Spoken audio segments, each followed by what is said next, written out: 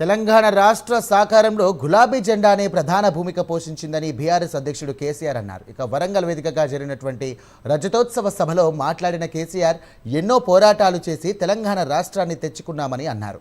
ఇక అనంతరం బీఆర్ఎస్ హయాంలోనే రాష్ట్రాన్ని పునర్నిర్మించుకున్నామని కేసీఆర్ తెలియజేశారు. అయితే అబద్ధపు హామీలతో కాంగ్రెస్ అధికారంలోకి వచ్చి రాష్ట్ర ఆర్థిక వ్యవస్థను చిన్నాభిన్నం చేయడమే కాకుండా హామీలను నెరవేర్చడం లేదని ఆయన అన్నారు.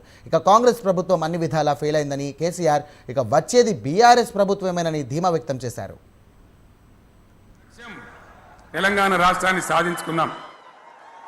ఆ తదనంతరం ప్రజలు దీవిస్తే 10 సంవత్సరాల పాటు అద్భుతమైనటువంటి దగదగలాడే తెలంగాణ తయారు చేసి అందరూ బిత్తరపోయే విధంగా, ఆశ్చర్యపడే విధంగా బ్రహ్మాండమైన తెలంగాణ నిర్మాణం చేసుకున్నాం. ఆ విధంగా 25 సంవత్సరాల సుదీర్ఘ చరిత్రను ఈరోజు ఈ వరంగల్ గడ్డ మీద మనం జరుపుకుంటా ఉన్నాం. రజతోత్సవ సందర్భంలో జరుపుకుంటా ఉన్నాం. ఈ గడ్డకు ప్రత్యేకత ఉంది. ఇది రాణి రుద్రమ్మ ఏలిన వీరగడ్డ, సమ్మక్క సారక్కల పోరుగడ్డ, బమ్మెర పోతన కవితా మాధుర్యం పండించినటువంటి జీవగడ్డ. ఈ వరంగల్ నేలకు నేను వందనం చేస్తా ఉన్నాను. మన అమరవీరులకు శిరస్సు వంచి నివాళులు అర్పిస్తా ఉన్నాను. 1969లో మూగబోయిన తెలంగాణ నినాదానికి తిరిగి జీవం పోసింది ఈ గులాబీ జెండాని మీ అందరికీ నేను మనవి చేస్తా ఉన్నాను. ప్రజలు పరిపాలన అప్పగిస్తే విధ్వంసమైన తెలంగాణను వికాస పథంలో నడిపించింది ఈ తెలంగాణ. దానికి కూడా ఈనాటి కరెక్ట్గా 25 ఏళ్ళు నిండుతా ఉన్నాయి. ఇది తెలంగాణ రాష్ట్ర సాధన కోసం పుట్టింది. పదవీ త్యాగాలతోనే మన తెలంగాణ ప్రస్థానం ప్రారంభమయ్యింది. అది ఫలించి మన స్వంత రాష్ట్ర కళ కూడా నెరవేరిందని నేను మనవి చేస్తా ఉన్నా. ఆనాటికి అలుముకున్నటువంటి చీకట్లను పారదోలడానికి, ప్రజల్లో విశ్వాసం కల్పించడానికి, ఆత్మవిశ్వాసాన్ని పెంపొందించడానికి నేను ఒక మాట చెప్పిన ఆ రోజు మీ అందరికీ కూడా గుర్తుండాలి. ఉద్యమం నుంచి వెనక్కి మరలితే, ఉద్యమ జెండాను దించితే నన్ను రాళ్లతో కొట్టి చంపండి అని చెప్పి నేను ఉద్యమాన్ని ప్రారంభించిన విషయం మీ అందరికీ కూడా తెలుసు. గోదావరి కృష్ణనీళ్ళు దక్కకుండా తరలిపోతే తల్లి సనుబాలకు నోచని పిల్లల్లాగా తెలంగాణ బిడ్డలు రోధించారు. కరువుల కాటకాలకు గురయ్యారు. అర్ధరాత్రి కరెంట్లు పెట్టబోయి పాములు గుట్టి, తేలు గుట్టి చాలా భయంకరంగా అనాథల్లాగా చనిపోయినారు. ఆ రకంగా జరుగుతూ ఉంటే ఇక్కడ ఉన్నటువంటి ఆనాడు కాంగ్రెస్లో, టీడీపీలో ఉన్నటువంటి నాయకులు పదవుల కోసం పెదవులు మూసిండ్రు తప్ప ఏనాడు నోరు తీసి కొట్టాడలేదు. గులాబీ జెండా ఎగిరేదాకా కనీసం తెలంగాణ సోయిని కూడా ప్రదర్శించలేకపోయినారు. మీ అందరికీ తెలుసు, తెలంగాణ కోసం అవసరమైన ప్రతి సందర్భంలో పదవులు త్యాగం చేసిన వాళ్ళు బీఆర్ఎస్ బిడ్డలు అని చెప్పి నేను గర్వంగా మనవి చేస్తా ఉన్నా. కానీ పదవుల కోసం తెలంగాణను ఆగం చేసిన వాళ్ళు ఆనాడు ఉన్నటువంటి కాంగ్రెస్ నాయకులు అని చెప్పి కూడా నేను మనవి చేస్తా ఉన్నా. చంద్రబాబు నాయుడు ఆనాడు ముఖ్యమంత్రిగా ఉండి ఎంత ఘోరమంటే హైదరాబాద్ నడిబొడ్డున ఉండే తెలంగాణ గడ్డలో ఉండేటువంటి రాజధానిలో మన శాసనసభలో తెలంగాణ పదాన్ని నిషేధించినాడు. తెలంగాణ అనవద్దని స్పీకర్ ద్వారా రూలింగ్ ఇప్పించినారు. ఇదే జిల్లాకు చెందినటువంటి ప్రణయ్ భాస్కర్ గారు ఆ రోజు ఎమ్మెల్యేగా శాసనసభలో తెలంగాణ అంటే అది నేరమైనట్టుగా పరిగణించి తెలంగాణ పదాన్ని నిషేధించేటువంటి ప్రయత్నం చేసినారు. ఆనాడైనా, ఏనాడైనా, ఈవెన్ ఈనాడైనా తెలంగాణకు విలన్ నంబర్ 1 కాంగ్రెస్ పార్టీ అని మనవి చేస్తా ఉన్నా. మనందరికీ కూడా తెలిసే విషయం. తెలంగాణ హైదరాబాద్ స్టేట్ పేరుతో ఉన్ననాడు ప్రజలు వద్దంటుంటే కూడా బలవంతంగా తెలంగాణను ఆంధ్రతో కలిపిన వాళ్ళే బలవంతంగా ఆనాడు ఆంధ్రలో విలీనం చేసింది కాంగ్రెస్ పార్టీ, జవహర్లాల్ నెహ్రూ. 69లో ఉద్యమం వస్తే 400 మంది తెలంగాణ బిడ్డలను పిట్టల్లాగా కాల్చి చంపింది ఇందిరాగాంధీ ప్రభుత్వం, ఆనాడు ఉన్నటువంటి కాంగ్రెస్ పరిపాలన. మళ్ళీ 2001 నుంచి మనం విజృంభిస్తే నంగనాచిలాగా ఇదే కాంగ్రెస్ వచ్చి మన బలాన్ని, మన ఊపును చూసి పొత్తు పెట్టుకొని తెలంగాణ ఇస్తామని నమ్మబలికి మనతో పొత్తు పెట్టుకున్నది కూడా మీరు చూసినారు. మళ్ళా ఎగ్గొట్టే ప్రయత్నం చేసినారు. 14 ఏళ్ళు ఏడిపించినారు. అది మీ అందరికి తెలుసు. నేను ప్రాణాలకు తెగించి చివరికి ఆమరణ దీక్షకు పునుకున్న సంగతి కూడా మీకు తెలుసు. ఆ సందర్భంలో భయపడ్డ కాంగ్రెస్ పార్లమెంట్లో ప్రతిపక్షాలన్నీ కాంగ్రెస్ గొంతు పట్టుకుంటే అప్పుడు దిగివచ్చి తెలంగాణ కోసం ప్రకటన చేసిన విషయం మీకు తెలుసు. మళ్ళీ ప్రకటన వెనక్కి తీసుకొని మళ్ళా వెనుకకు పోయినారు. ఆ తర్వాత సకల జనుల సమ్మె కావచ్చు, సాగర హారాలు కావచ్చు, వంట వార్పులు కావచ్చు, అనేక రూపాలలో విజృంభించి మళ్ళీ భయంకరమైన పోరాటం చేసినాం.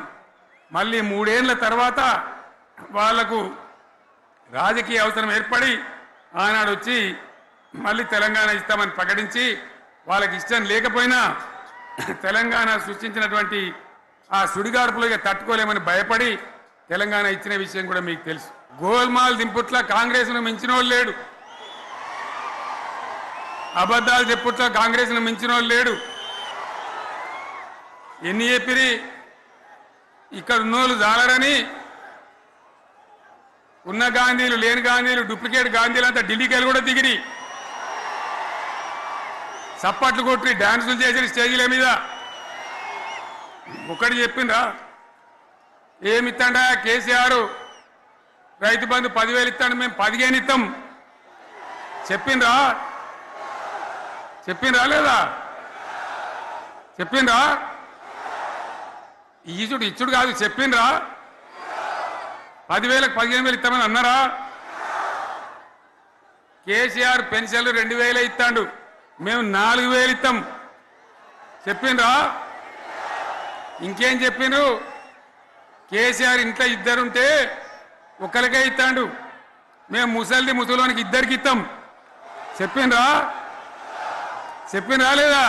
విద్యార్థులకేమో విద్యా కార్డు ఇస్తామని, 5 లక్షల గ్యారంటీ కార్డు బ్యాంక్ కార్డు ఇస్తామని. ఇట్లా ఎన్ని మాటలు చెప్పారు. ఇక ఉరుకురి ఒకరినికోడు ఉరుకురి 2 లక్షల లోన్ తెచ్చుకొని డిసెంబర్ 9 నాడే కథం, ఒక కలంపోడుతోనే కథం అన్నరా? ఇటువంటివి చెప్పుడే కాదు, వీటితోని ఇంకొక 420 హామీలు చెప్పాను. వాళ్ళ నోటికి మొక్కాలి. కళ్యాణ లక్ష్మి కేసీఆర్ 1,00,000 రూపాయలు ఇస్తాడు, మేము వస్తే తులం బంగారం కూడా కల్పిస్తామండి అన్నరా? ఏమన్నా నత్తందా? ఇక హామీలు ఇచ్చుడు కాదు, పెద్ద పెద్ద బుక్కులు వంచి ఊరూరికి వంచారు. సిగ్గులేక ఊళ్ళ పంట తిరిగి బాండ్ పేపర్లు రాసిచ్చారు. బాండ్ పేపర్లు ఇంటికి తిరిగిండ్రు. చెప్పిండ్రా? చాలా మంది అడిగిండ్రు. మరి మీరు అడ్డగోలు చెప్తున్నారు, అడ్డం పొడుగు చెప్తున్నారు, ఎటువంటి అడ్డ చెప్తున్నారు, యాడికెళ్ళి ఇస్తారా భయ అని అడిగిండ్రు. పేపర్ వాళ్ళు అడిగిండ్రు. ఇప్పుడు ఆర్థిక మంత్రి ఉన్నాయన టీవీలలో చెప్పిండు, ఆయన ఇస్తాం చేసి చూపిస్తాం, మాది పేద పార్టీ, 120 ఏళ్ళ అనుభవం ఉన్న పార్టీ, మమ్మల్ని మించిన సిపాయిలు లేరు అని ఒకటి జబ్బలు తరిచే, ఒకటి మెడలు తరిచే డైలాగులు కొట్టి మేము ఇచ్చేస్తామన్నారు. ఇచ్చిండ్రా? ఇయ్యలే. రుణమాఫీ చేయలే. పెద్ద మొగోడని ఒకరిని పిలిచిరట. మొగోడని మొలకాల్చడానికి పిలిస్తే ఎలక పిల్లని చూసి ఎల్లంకర పడ్డాడు. ఇక మా అంత సిపాయిలు లేరు, మేము తెచ్చే ఇస్తాం, 6 సందమామలు పెడతాం, 7 సూర్యులు పెడతాం అని నమ్మబలికి ప్రజలను దగా చేసి మంచిగున్న తెలంగాణ నాగం పట్టించి ఓట్లు వేయించుకొని ప్రజలను మోసం చేసిండ్రు, దగా చేసిండ్రు. ఈ మాట నిజం, మీ అందరికి తెలుసు. ఇవాళ ఏం మాట్లాడతారు? మమ్మల్ని ఎవరు నమ్ముతలేడు, మాకు అప్పు ఉడతలేదు, యాడికెళ్ళి తెచ్చేయాలి అని ఇప్పుడు మాట్లాడుతున్నాం. అప్పుడేమో మాకు అపారమైన అనుభవం ఉంది, మేము చేస్తామన్నారు. ఒక్క మాట చెప్తున్నాం మిత్రులారా, ఇక్కడ నోళ్ళం మనమే కాదు, నా ప్రసంగం టీవీలలో వినేటువంటి కోటాను కోట్ల మందికి కూడా నేను మనవి చేస్తా ఉన్నా. ఇంత మోసం ఉంటుందా? ఇంత దగా ఉంటుందా? ఓట్లయితే రాని అవతల పడదామని ముచ్చట్నా? ఎంతవరకు ఇది కరెక్టు? తెలంగాణ ఎంత మంచిగా పోయేది, ఇప్పుడు బొందలు పడగొట్టినరా? ఎంత ఘోరమైనటువంటి ఫలితం మనం చూస్తున్నాం. ఇవాళ ఏం జరుగుతూ ఉంది? మళ్ళీ అన్ని మోపైనాయి. ఇక దుకాణం పెడతామన్నారు, లొల్లు పెట్టిండ్రు, బొబ్బ పెట్టిండ్రు. ఇక ఓట్లయినాక ఎత్తడు తవ్వడు మోయాడు. బాయి పడతాం జోరుగా చెప్తే 6 నెలల ఏమయ్యారంటే ఇక ఆయనతో రేపు అవుతుంది, ఎల్లుండి అవుతుంది, సంక్రాంతికి అవుతుంది, దీపావళికి అవుతుంది, మార్చి 31కి అవుతుంది. మార్చి 31 లేదు, మన్ను లేదు, ఏది కూడా చేసింది లేదు. మొత్తం ఆర్థిక పరిస్థితిని దెబ్బతీసింది.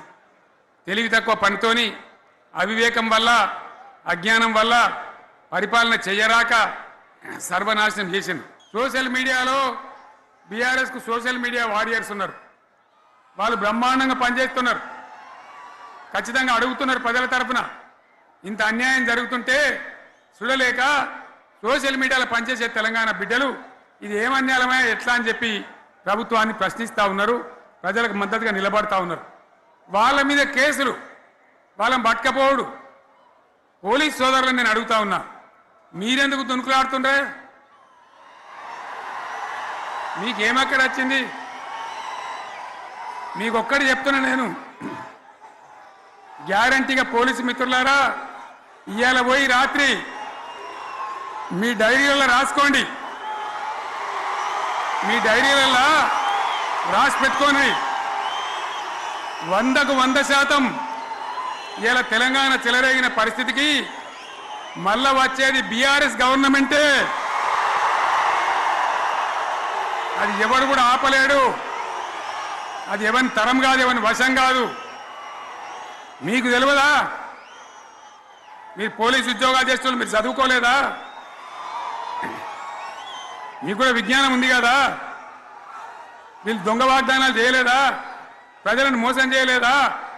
ప్రజాస్వామ్యంలో ప్రజలకు అడిగే హక్కు లేదా? మీరెందుకు కేసులు పెడుతున్నారు? నాకు అర్థం కాదు. మీరెందుకు దునుకులాడుతున్నారు?